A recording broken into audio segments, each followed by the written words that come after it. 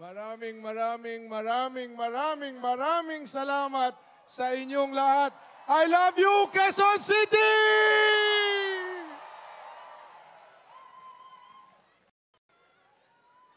Hanggang doon po sa likuran. Kamusta po kayo? Ipakita natin kung gaano karami tayo. Pasindihan po natin lahat ng ating mga cellphone.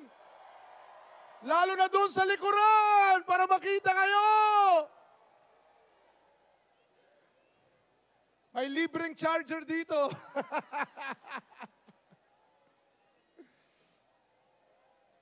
Maraming salamat sa aking anak. Alam niyo po, napagdaanan ko na po lahat ng naisip kong mahirap na gawain sa buhay. Nakaharap ko mga matataas na leader, nakipag-negotiate ako sa international, nakipagdebate ako sa Senado. Lahat ito, akala ko, nalagpasan ko na o naranasan ko na ang pinakamahirap. Pero hindi nyo po alam kung gaano kahirap na nakaupo sa backstage habang pinapakilala kayo ng inyong anak. Talagang nervyos na nervyos po ako. Maraming salamat sa ating anak. Thank you very much kay Paulo Rojas. Thank you. Mr. President, salubungin po natin ng masigabong palakpakan ang tao na naghatid sa atin sa kaginawahan na kinalalagyan natin ngayon. Benigno Noynoy Aquino III.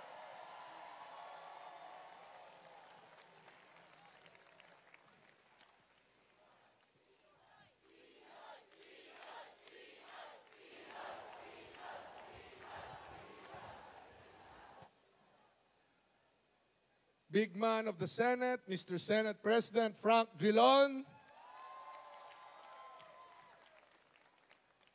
Ang susunod na pangalawang Pangulo ng Republika ng Pilipinas, Leni Robredo.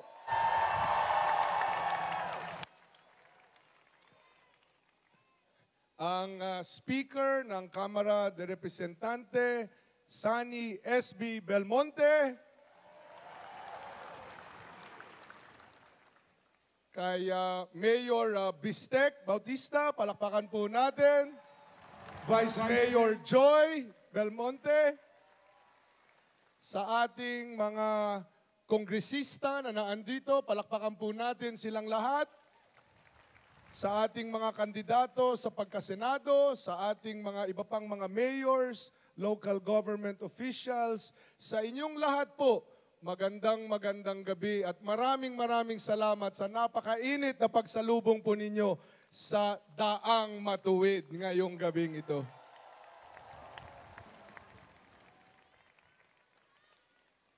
Heto na po tayo. Panghuling talumpati, sa panghuling rally, sa panghuling araw ng kampanyang ito. Mga kasama ko sa kabinete, palakpakan po natin.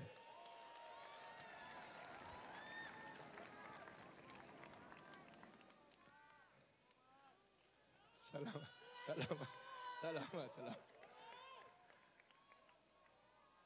Nasabi na ang lahat. Thank you. Love you. Love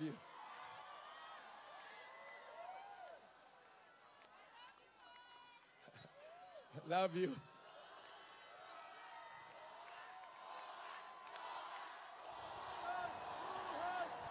Robredo! Rojas Robredo!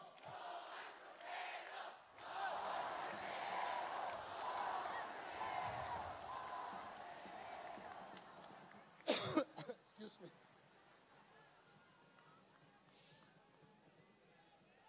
Nasabi na ang lahat, nadinig na ninyo ang lahat, nakita na ninyo, at nabasa na ninyo ang lahat.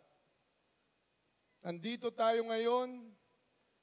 At unang-una, nais ko pong magpasalamat sa inyong lahat. Maraming salamat sa inyong presensya dito.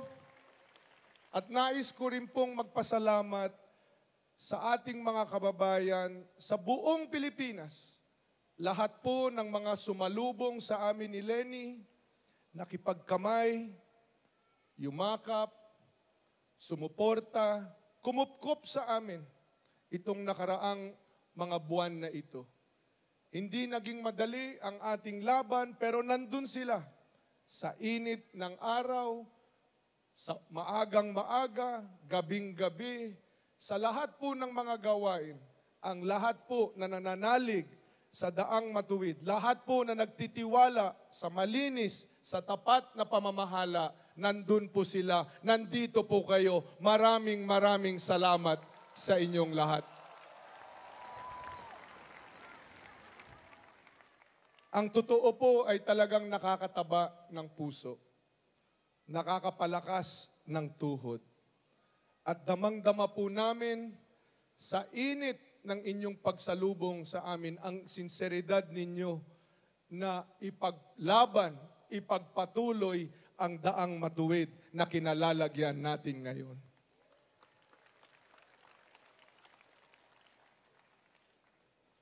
Pero hindi po ito tungkol sa kay Mar Rojas, Lenny Robredo, o kahit pa sa kay Pangulong Pinoy. Hindi po ito tungkol sa kahit sinong politiko dito. Tungkol po ito sa pangarap ng 100 milyong Pilipino na mamuhay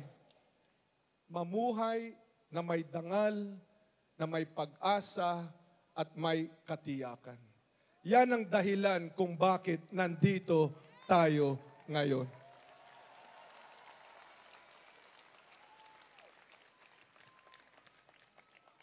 Kabahagi po tayo.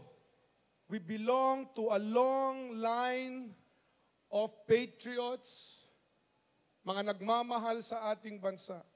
Sa bawat yugto ng ating kasaysayan, ang ating mga ninuno, yung mga nauna sa atin, tulad natin ngayon dito, may nakitang banta sa kanilang seguridad.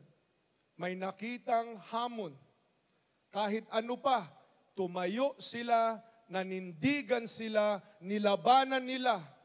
Magmula nung kapanahunan ng mga mananakop, mga Kastila, Amerikano, Hapon, hanggang sa panahon ng diktadurya, madugong yugto yun sa ating kasaysayan.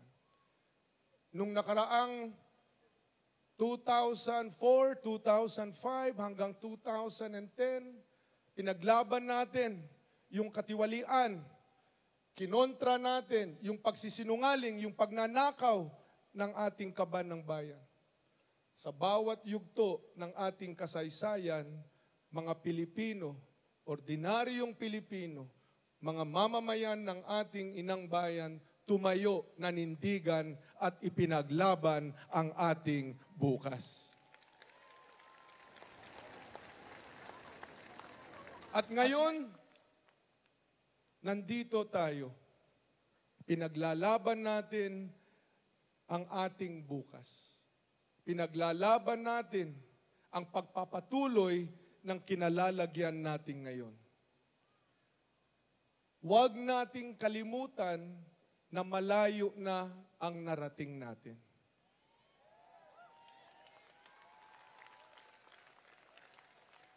Kahit ano pa ang sabihin ng kahit sinong kritiko, hindi nila matatanggi, hindi nila madedenay na ang Pilipinas malayo na narating. At kung dati, sick man of Asia, para tayong lumpo, para tayong may sakit, ngayon ang tawag sa atin ay Asia's Bright Star. Yan ang kinalalagyan natin ngayon. Ang ating mga katunggali, gusto nila na makalimutan natin yung ating mga napagtagumpayan na. Gusto nila na makalimutan natin kung sino tayo bilang mga Pilipino.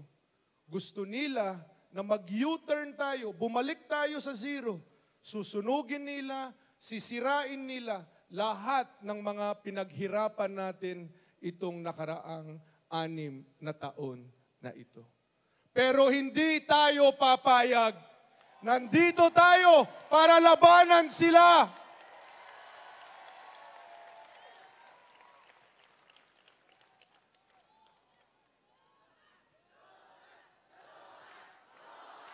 Thank you.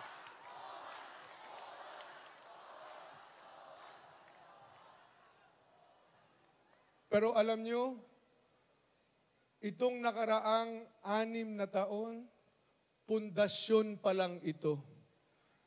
Kung magpatuloy po tayo, 6 na taon pa ng tapat, ng malinis, ng maayos na pamamahala, mas malayo pa ang mararating natin. At totoo, the best is yet to come.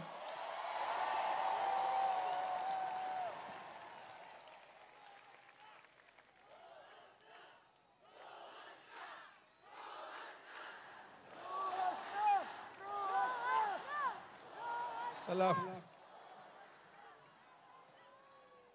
Laking tuwa po natin na ang silent majority hindi na silent.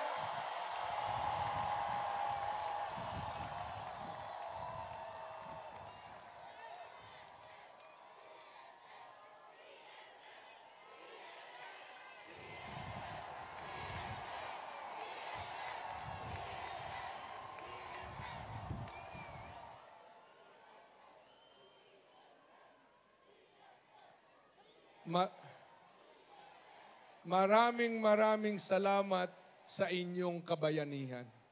Maraming salamat sa inyong paninindigan. Kasama ninyo milyong-milyong mga kababayan natin na nangangamba sa nakikita nila. Natatakot sa nakikita nilang alternatibo daw sa ating pamumuno. Pero nakikita natin kabastusan, kawalang takot sa Diyos, walang plano, panginginsulto, puro soundbite lang, komunismo, marahas na kamay. Wala na ang rule of law. Kaya nandito tayo, sinasariwa natin ang ating paninindigan na hindi iyon ang dapat para sa ating bansa, kundi ang tapat at malinis at matuwid na pamamahala. Yan ang daang matuwid.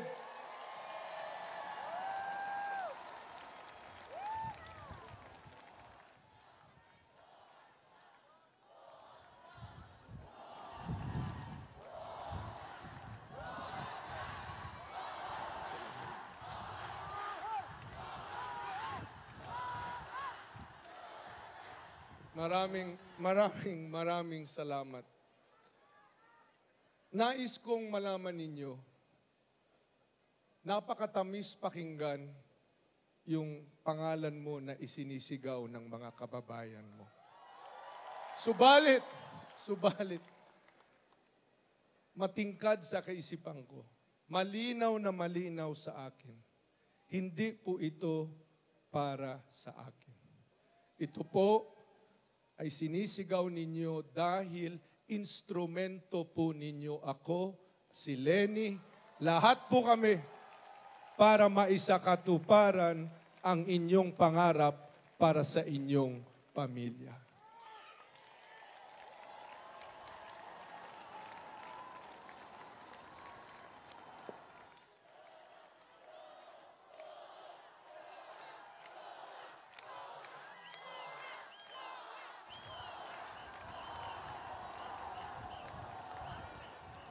And that is what this election is all about.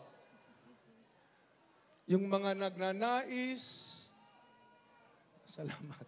Yung mga nagnanais na bumalik tayo sa dati, kabaluktutan, kasinungalingan, pagnanakaw sa ating kabanambayan, paghahari-hari ng iilan lamang, kontra doon sa nais natin, sa ipinaglalaban natin, isang bansa na malaya sa gutom, punong-puno ng pagkakataon, milyong-milyong trabaho ang nalikha.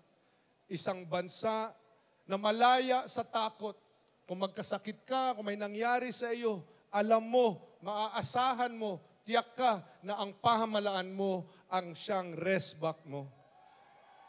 Isang bansang maunlad na punong-puno ng pagkakataon at punong-puno ng pag-asa dahil alam mo, hindi maipamamana sa ating mga anak ang kahirapan na dinadanas natin ngayon. Pataas, paunlad, paganda ang ating bukas sa daang matuwid.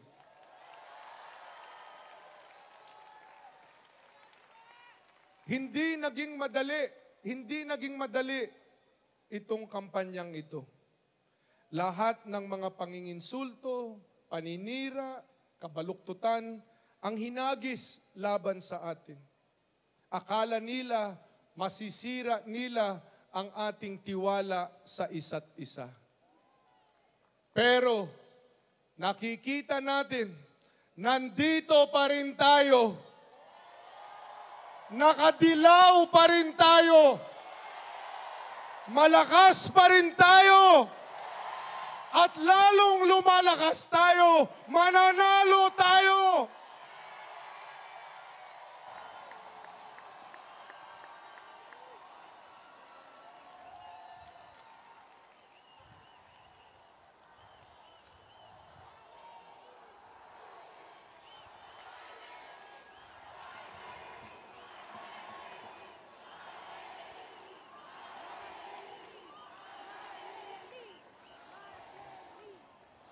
Mga minamahal na kababayan,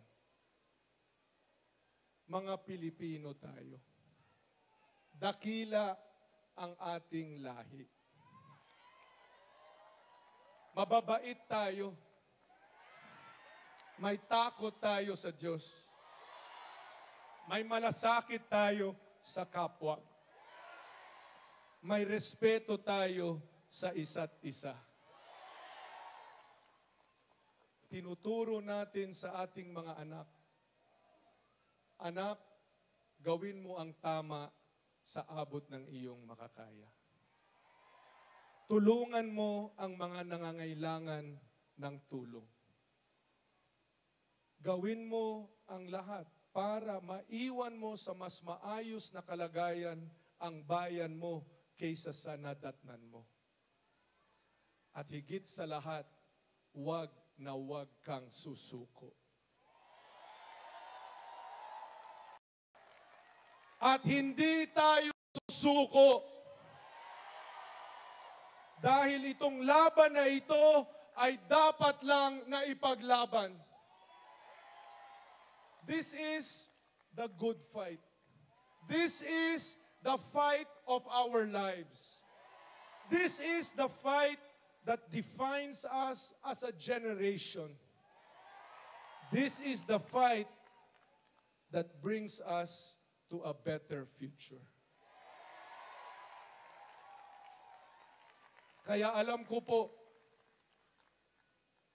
lahat tayo dito, kasama ng ating mga kababayan sa buong Pilipinas, ipaglalaban natin ang ating magandang bukas.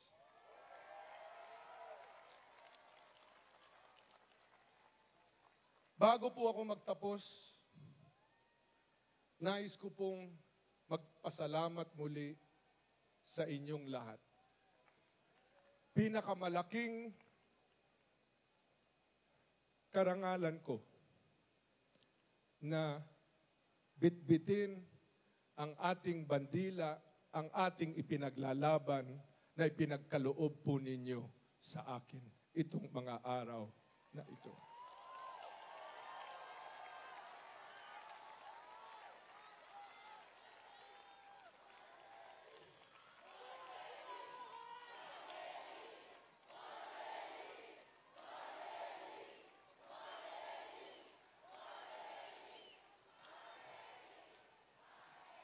Pakiwari ko, kumbinsido na kayo Kumbinsido na ba kayo? Frank Drilon sa Senado, pwede! TG Gingora sa Senado, pwede! Risa Ontiveros, pwede! Laila de Lima, pwede! Ina Ambulodto, pwede! Mark Lapid, pwede! Pwede! Nandito rin po, Kiko Pangilinan, pwede! Pwede. Test naman, Joel Villanueva, pwede! Bistek sa susunod na pang-senador, pwede! Ikot Petilla, pwede! Lenny Robredo, pwede!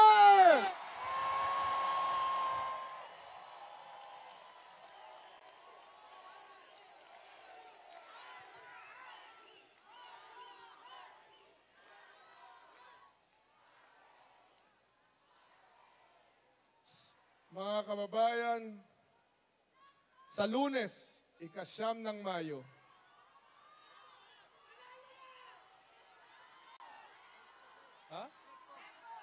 I'm sorry.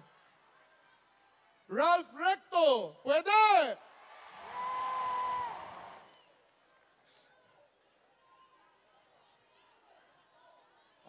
Ping Lacson, pwede! Chris Paez, pwede!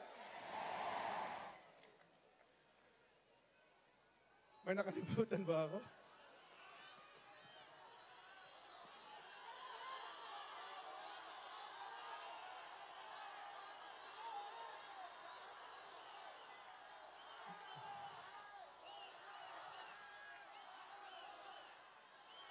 Baka makalimutan nyo si Mar Rojas, ha? Mar Rojas, pwede!